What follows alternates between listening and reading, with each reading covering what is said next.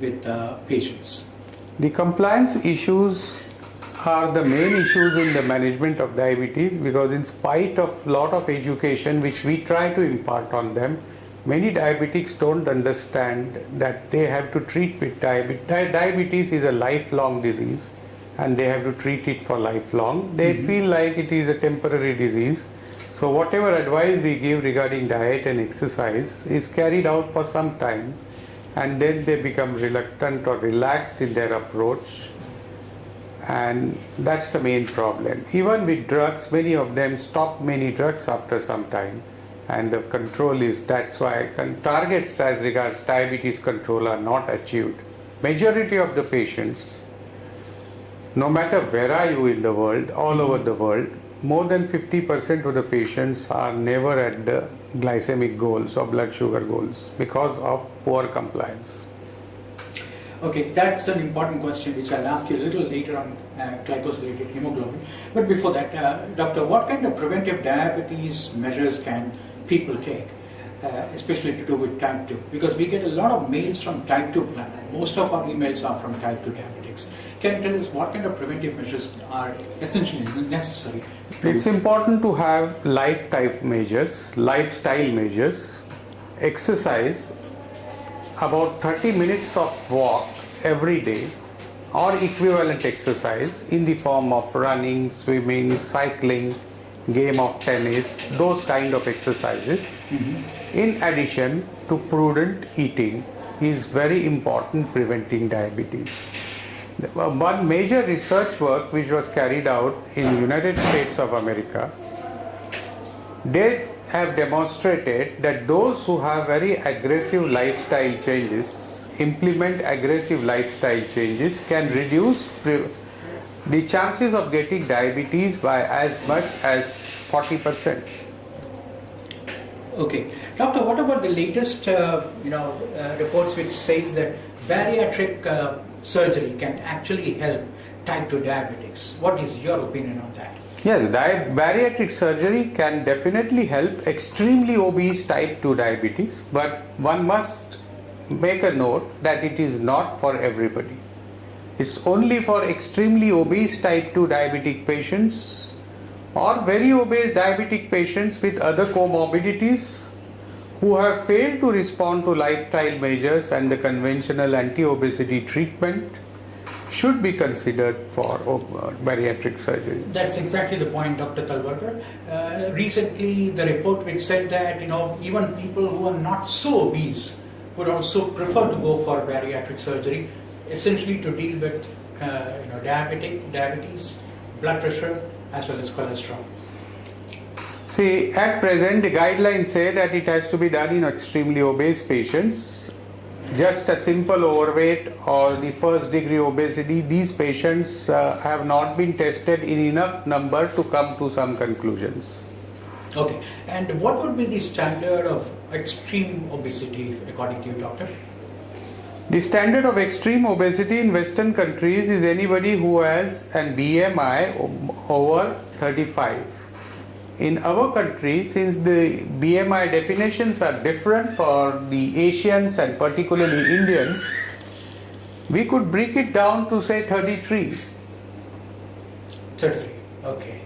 And doctor, now coming back to the issue of complications, do you also believe that type 1 diabetics usually suffer from macrovascular problems while type 2 suffer from micro? Do you see that kind of trend among your patients also? No, diabetics who are not properly controlled suffer from micro as well as macrovascular complications, and the microvascular complications are very strongly linked with the degree of control and the duration for which they are out of control. There is no differentiation between type 1 and type 2. Anybody who is poorly controlled over a long-term period will get microvascular complications.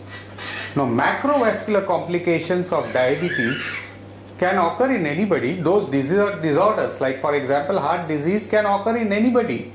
It's not specific for diabetes, and diabetes only accelerates it, brings it forward. And type 2 diabetes is not only a disease of blood sugar, but it is associated with lipid abnormalities, obesities, and that's why it is a bit more common. Macrovascular complications are more common in type 2 diabetes. Doctor, among diabetologists, there are two schools of thoughts. One group of diabetologists believe that if you control your blood pressure, your blood sugar, as well as lipid levels, most of the related disorders can be completely avoided. Would you belong to that school?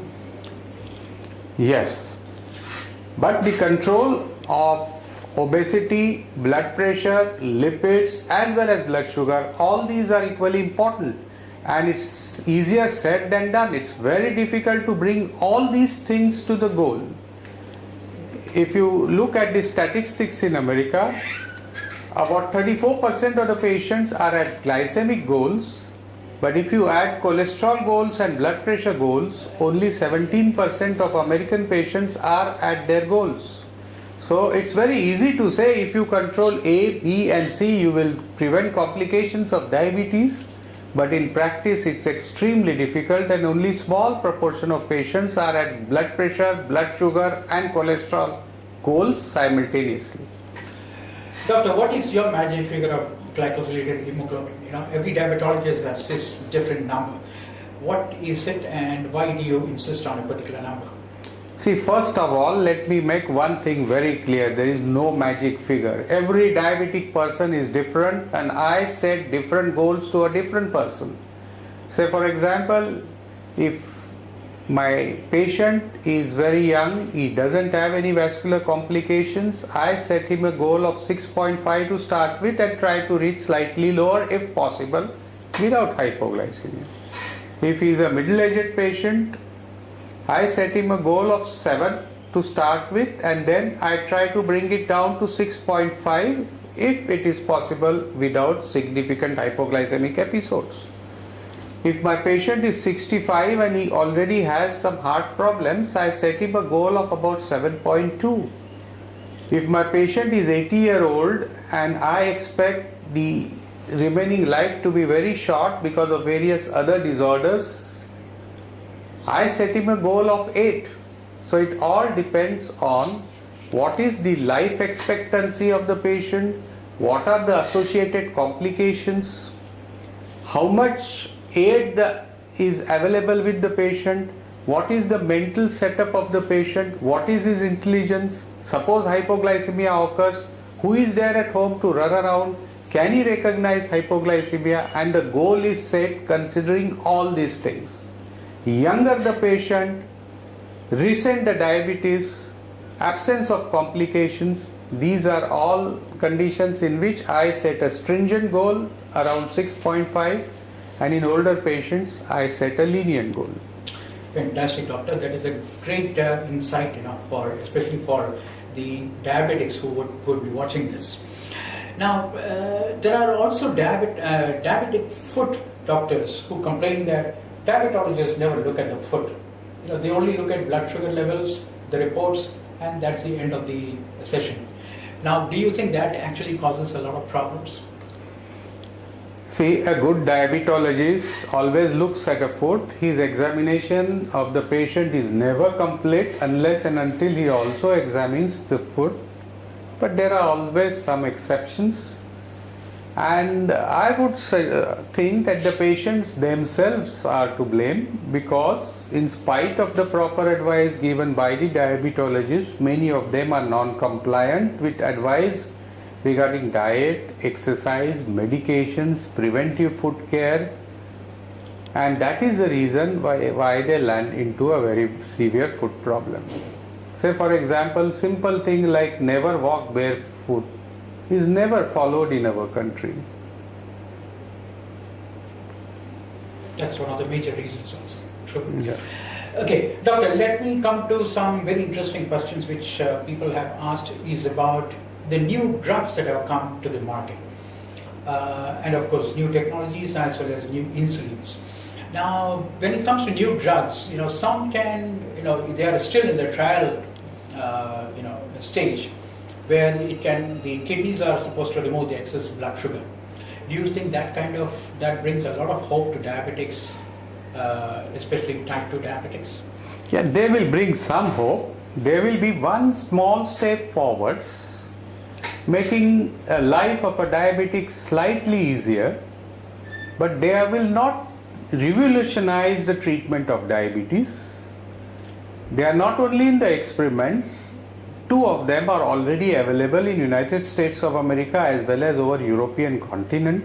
Yes. And both these molecules will be most probably launched in our country before the year end.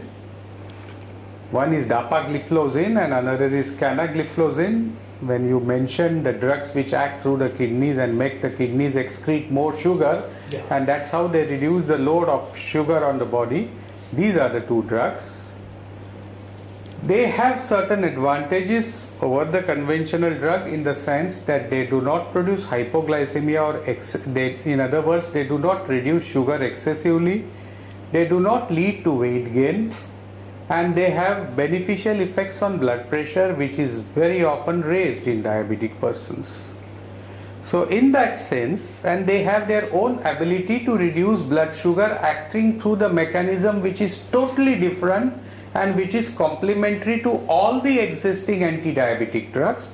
So they can be combined with any of the anti-diabetic drugs to get some additional effect.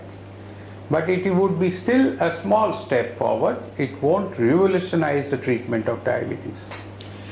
Doctor, that is also the other side of the story is that companies which are very unusual suspects in this whole arena of diabetes, like Google, has come up with a contact lens which can actually detect the tear sugar and send the message to your iPhone, and that will be constant. That's almost non-invasive, and it's a continuous monitoring of blood sugar, where if it goes below 70, there is an alarm on your iPhone, or if it's above 140, it's another alarm goes up. So don't you think such technologies from unusual suspects can actually bring a lot of hope to diabetics? Yes, there is always a hope, but to bring this technology into day-to-day practice will take some time. We have to look at the cost of this technology, and it will also take some more time to make it reliable, because at present there is a technology which is very commonly used in Western countries and also used by us, some of us here in India, what is known as continuous glucose monitoring, where a small needle is attached to your subcutaneous fat in the abdominal wall, and then it keeps on recording the glucose continuously. But it's not 100% reliable even 10 to 15 years after it was introduced in clinical practice. So it takes time, it's costly, it takes further time to come to India. Right, sir. When I ask the same question to ophthalmologists, they say that usually they ask diabetics not to use contact lenses. So, especially if you have a sensor in a contact lens, that would actually add to the irritation. So those issues are also involved in this. In any case, the other issue is about new insulin. Can you just explain briefly what are the kind of new insulin that has come to the market and what kind of benefits they can have for diabetics?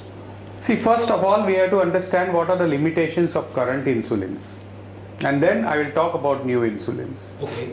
See, there are 2 types of insulin broadly: those who act very fast and which are used to suppress the post-meal rise of blood glucose, and those who act gradually or slowly, which are used to suppress the overnight production of glucose in the liver so that fasting blood sugar is normal. Now the limitations are the currently available fast-acting insulins are not fast enough to really very effectively suppress the postprandial rise of glucose in every patient, and the slow-acting insulins do not stay in the body for 24 hours so as to control the fasting blood glucose.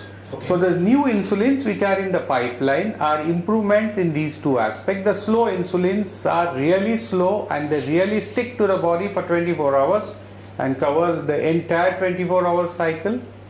Degludec is the insulin which is already in the market for last 6 months in our country and last 8-9 months all over the world or in developed countries of the world. It really lasts for more than 24 hours and it has certain advantages over conventional long-acting insulins. Okay. The conventional rapid-acting insulin still have certain deficiencies that we would like them to be fast enough to start their work and fast enough to leave the body also. And there are some insulins which are faster than the currently available insulin. These insulins are in the pipeline. Okay. Doctor, there are also diabetologists, doctors like you who would not go for new insulin simply because the cost is so high and diabetics are under huge pressure for managing costs. Would you also belong to the same group who would recommend new insulins only in really in cases where it is really necessary? Yes, of course, the cost is always important. And as I said some few minutes back, every patient is a different individual. Yes. His needs are different and hence he requires different drugs. All the patients would definitely not require these new costly insulins.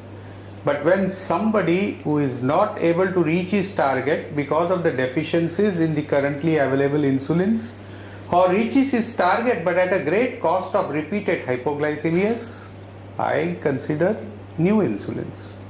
Essentially, it's because it prevents hypoglycemia totally? Nothing can prevent totally, but it reduces. See, the way we give insulin in the form of injections is very unphysiological as compared to the way body generates insulin. Yes. So, if you say it will totally eliminate the chances of hypoglycemia, you are not talking truth. But these newer insulins reduce the incidence of hypoglycemia as compared to older insulins. I see. And is it also true that in real life, in a healthy person, not more than 10 units of insulin is really produced for a meal? Yeah, insulin is produced in small amount and continuously over 24 hours. And the healthy body has tremendous capacity to detect the rising blood glucose and automatically release extra amount of insulins as required.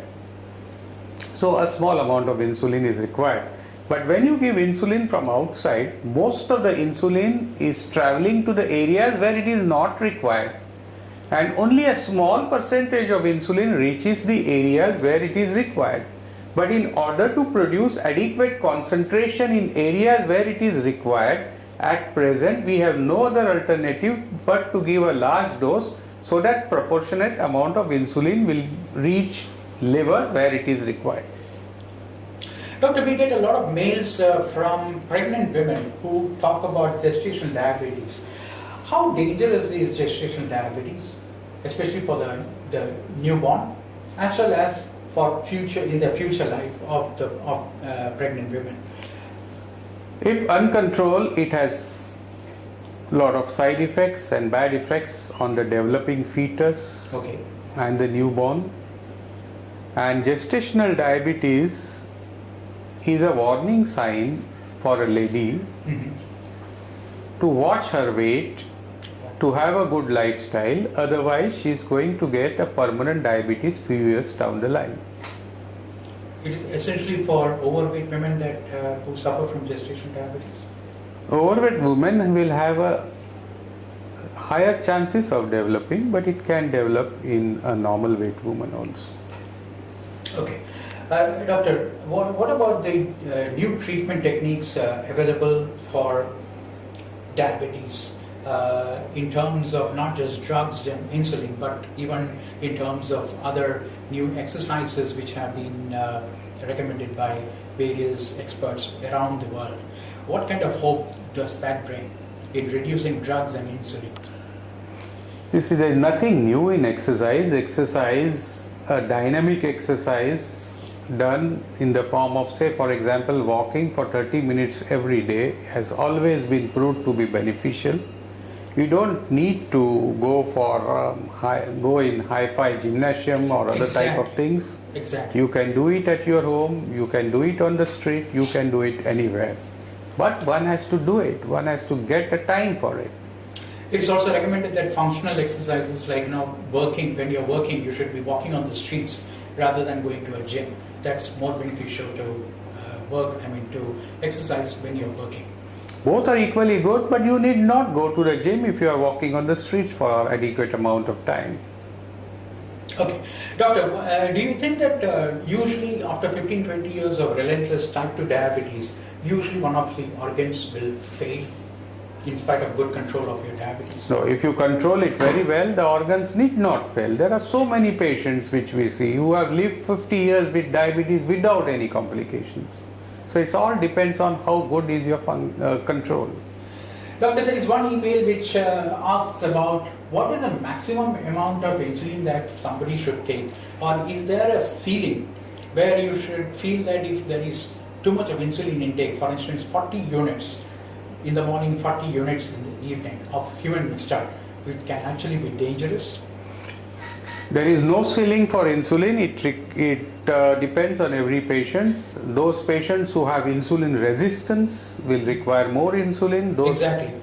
And then in case a person is requiring more insulin, then his doctor has to find out what are the reasons of insulin resistance and start treating insulin resistance side by side. But there is no reason There is no to worry. ceiling. There is no ceiling. I won't say there is no reason to worry. If somebody is requiring a large insulin, and if he comes to me, my first job is to find out, does he really require a large insulin? Or wrong dosage designing has led to a high dosage requirements? Is he exercising enough? Does he have any other disease which is increasing his insulin? Say for example, somebody may have pulmonary tuberculosis, somebody may have urinary tract infections. All these conditions will raise the needs of insulin. So if you work for it, you find those out, you treat those conditions, insulin needs will come down. Okay. Doctor, my penultimate question is about stem cell research. There is so much of new research which has come, and there is, there is also a reproduction. They have produced a kidney in the lab through stem cells. Do you think that kind of solutions would very soon come for pancreas, for the islet of Langerhans, and for the They will definitely come, but it will not come very quickly. It will take some time. One of the diabetologists, I guess it was Dr. Punathar, who said that diabetes cure would come in about next 5 years. Would you also belong to that school? I won't be that much optimistic. It will take time.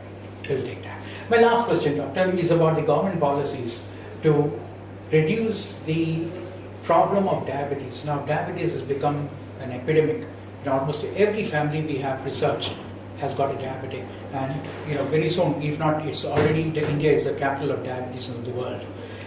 In that relation, what kind of government policies can actually help people, as well as people dealing with diabetes, as well as to bring down the incidence of diabetes?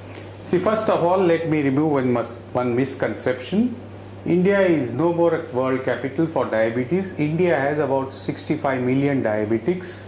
China has almost 100 million diabetics. Till a few years back, it was thought that India was diabetes capital because the Chinese figures were wrong. I won't say wrong in that sense, but what happened about 3 years back, China again estimated the prevalence of diabetes, applying little bit more sensitive tests, and then they found out that they have more than 90 million diabetics. So that title of the diabetes capital of the world does not belong to India anymore.